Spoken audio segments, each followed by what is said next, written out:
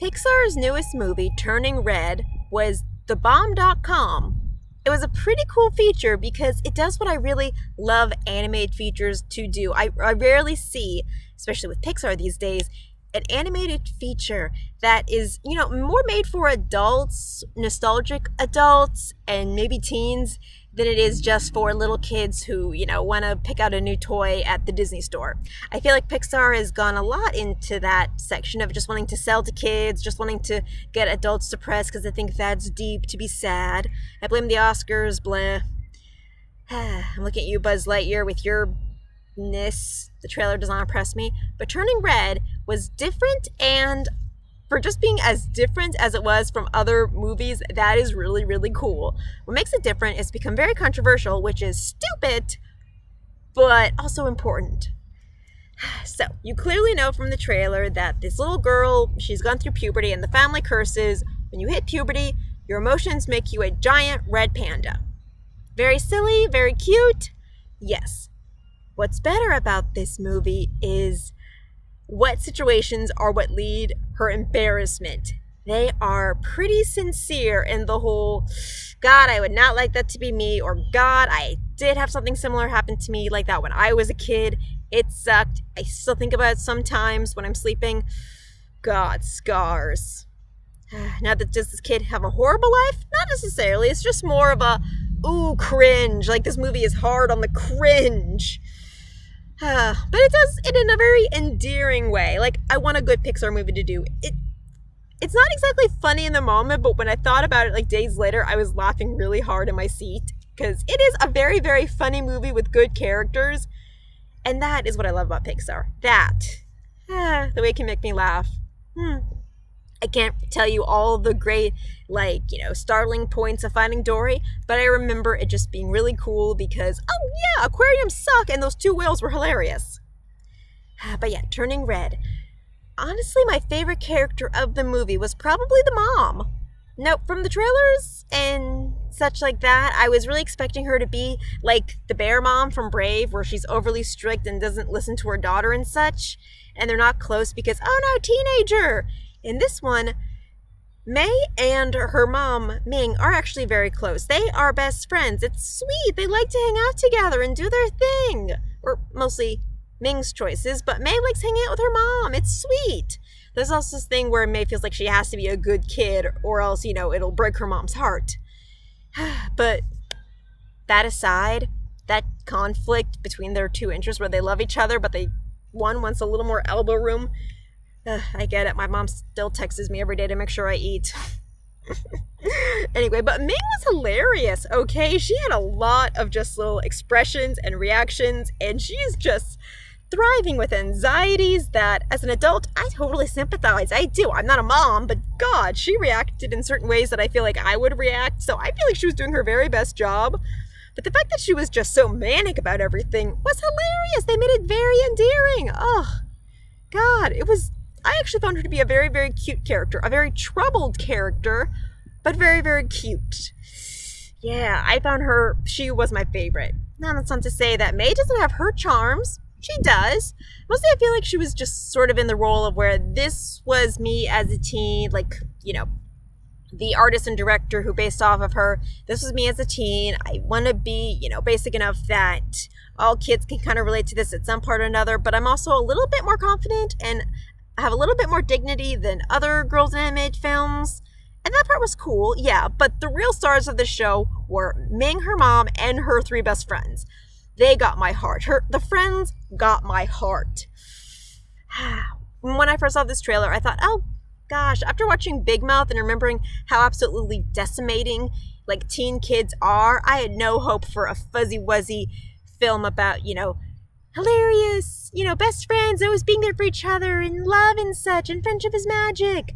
But this movie did it pretty well in the short time we had them together. Mostly because these kids were, so well-functioning, like a beautiful machine, that I loved them. It's like, yes, you go, girls. Yes, you keep this going. You keep this going. You keep this going. That part was cool. And each one is just really adorable in their own way. You have Miriam, the green one. She is Jewish. She is queer-coded. I think she's in love with May, and it's so freaking cute. And she is just super, super loyal. And she's also a little messy. And cute as a button. I loved her braces. Yeah, she was just super, super cute. Ugh, yeah, I ship her and May. I thought, their friendship, their moments were just, such strength. Ugh. Then we have Abby, the short, plump one. She has no chill. She is kind of like, I don't want to say a chihuahua exactly, but she kind of has that energy, which is horrible because I hate chihuahuas. But no, as just a cute little girl, she will just bite through you and take no prisoners and just lick the flesh off your bones. Do not test her. And then in a split second, she's cute. Yeah, but it was very, very, very funny. I loved her energy. I love how she likes stripper music. Yeah, this movie was really pushing those PG-13 lines, and I loved it. What can we get away with? What is legal to say in a Disney movie? We found out. It was awesome. And then we have Priya. Yes, the Indian friend, who later I found out was from that TV show Never Have I Ever on Netflix. Yeah, that kid is doing really, really well. I did not recognize her voice acting at all in this, which is impressive. It's also a really good show. I recommend it. But yeah, she is absolutely deadpan, and you'd think it'd be boring, but the fact that she's also still a really good friend who's just as excited about certain stuff as her other friends is cute. She just says it in that voice, and she just has this cute hair and that tiny little nose ring. Oh, it's also a subtle detail of where May is like dressed super conservatively, and her friends, not risque in the slightest bit, but have tiny little signs of rebellion. Like, Miriam apparently can eat whatever she wants and dress how she likes. That's cool. Abby, she actually has her hair dyed. It's a small detail, but I thought it was really neat because, Asian hair dyed. Tricky, but cool.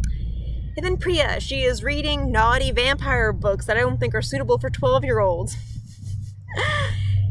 Yeah, it's just all a lot of fun. And one of the biggest things that made this movie special was these kids learning their sex drives in the strongest way possible. Their passion was real. Oh God, it brought me back to being a teen when, Twilight was coming out. My friends were super excited about, reading manga and all of that and finding out what was turning them on. Whew. Yeah, it was a time of blush and cringe, and I feel like this movie got that spirit down really, really, really well. The panda thing, the fact that it is, like, big spoiler here, the panda thing is treated very, unsurprisingly. Like, people are not freaked out by the panda. They're freaked out when May is screaming at them and running and pushing everyone around, but when you sit down and actually say, yeah, I'm a panda, they're like, okay, whatever, or, oh my God, you're cute because you're fluffy. Yeah, these people actually take it really well. It's almost hilarious, how much they don't care. Which is also a really important thing that I think the director was trying to say, of where the things you might be super, super scared of aren't really that bad to say out loud. Now, May didn't really get that because that's not really what her family was saying, but it's all super individual in that respect. Her mom has a panda, and even though it's not talked about much, her mom and the other women of her family, they keep their pandas down for their own private reasons. They have made compromises in their lives, they know how to handle their issues, and they've gone past their pandas. May is just figuring out what she wants her panda for, and that was very strong. That is what made this a really good movie. This is why I hope the director makes more or writes more for Pixar, or does other things. I don't even care where she goes, but I hope she makes more, because Turning Red was a very special movie.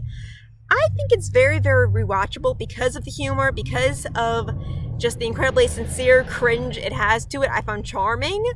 And yeah, the things that are funny about it are just all the little details that as an animation fan, I found really, really clever. I found really, really enjoyable to see all the tiny details and just the structure of everything and the gestures, mostly from Ming, I'm going to say, were amazing. So yeah, all in all, this movie was very, very special. And I think children should watch it. I think kids and adults need to know what pads are and that they're not dangerous. They're actually very, very much needed. I think, girls having this function needs to be said. And thank you, Pixar, for finally saying it, okay? We can watch that movie. It talks about pads. Not even in graphic detail, just more that pads exist, because Ming is not a kid anymore. That is all it really says, I swear to God. and still people are freaking out that it's too much. And that is exactly why it is super important that they said it. So, thank you, Turning Red, for opening that floodgate, that crimson tide. Thank you. As for a story altogether, some parts were pretty predictable, but it had a very, very pleasant ride to it, so I liked it. Overall, I liked it very, very much. The visuals of it were nice. I'm not crazy about pastels, but the greens in it were very, very pretty against all the other stuff. Yeah, there were a lot of moments where the greens were popped out, and it was very, very, very nice. All in all, I think this was a very, very special movie. If you don't care about puberty or reliving cringy parts of your childhood, then you aren't going to care for it. If you don't like movies about kids, you're not going to care for it. If you just want to see a funny movie about, being awkward and about crazy anime stuff melded into Western themes, it's a lot of fun. It is. God, I want to get as many people as I possibly can to watch this movie. I am going to make that a personal mission in my life. I'm not going to push it as strongly as I did, say, in Kanto, but I think it should be seen. Maybe in schools, even. American school systems ask for so little. Gosh. But still, Turning Red, I like you, Pixar. I'm happy that you're making movies with a little more personality than you have been the last few years. Buzz Lightyear's coming up next. Nothing about it really excites me, personally. But I hope, Turning Red and Soul and Coco, that you continue to be really, really interesting. Honestly, I resaw Onward, and I liked it a little better the second time. Yeah, I could appreciate a little bit more. D&D stuff isn't my thing, but I could appreciate the story a bit more the second time. But yeah, Pixar, you're still the king. The crew behind Turning Red, I give you all the praise I possibly can. You did good.